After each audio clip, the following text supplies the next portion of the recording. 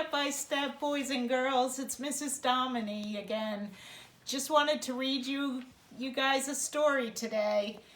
It's one of my son's favorite books, Fish is Fish by Leo Lionni. Fish is Fish.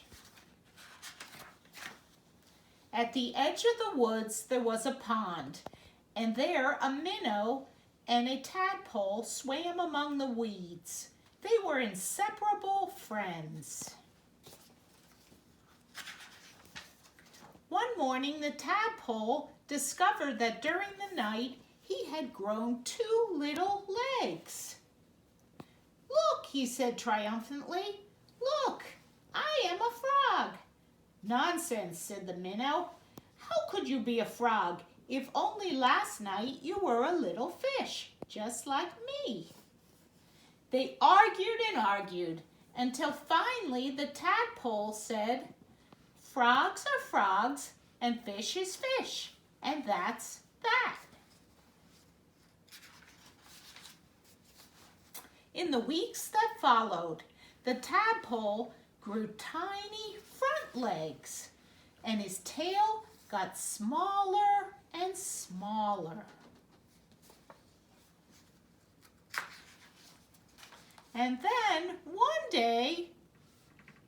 fine day, a real frog now, he climbed out of the water and onto the grassy bank.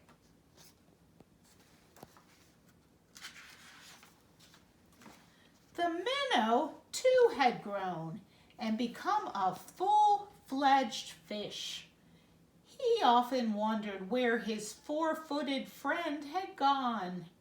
But days and weeks went by, and the frog did not return. He was sad. He's missing his friend.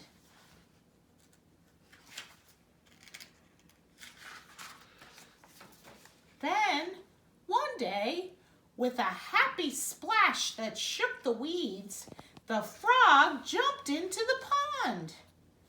"Where have you been?" asked the fish excitedly. "I've been around the world, hopping here and there," said the frog, "and I have seen some extraordinary things." "Like what?" asked the fish. "Birds," said the frog mysteriously. "Birds." And he told the fish about the birds who had wings and 2 legs and many, many colors. As the frog talked, his friend saw the birds fly through his mind like large feathered fish. "What else?" asked the fish impatiently.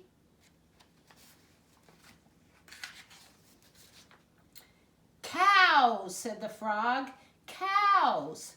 They have 4 legs, horns, eat grass, and carry pink bags of milk."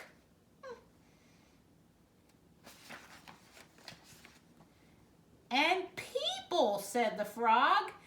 "Men, women, and children." And he talked and talked until it was dark in the pond. But the picture in the fish's mind was full of lights and colors and marvelous things, and he couldn't sleep. If he could only jump about like his friend and see that wonderful world. He's thinking about all the things that his friend is telling him about.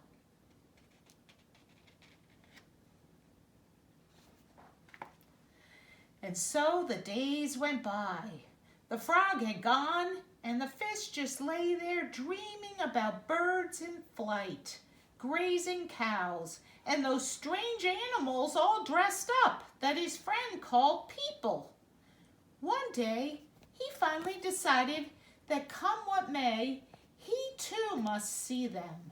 And so with a mighty whack of the tail, he jumped clear out of the water onto the bank.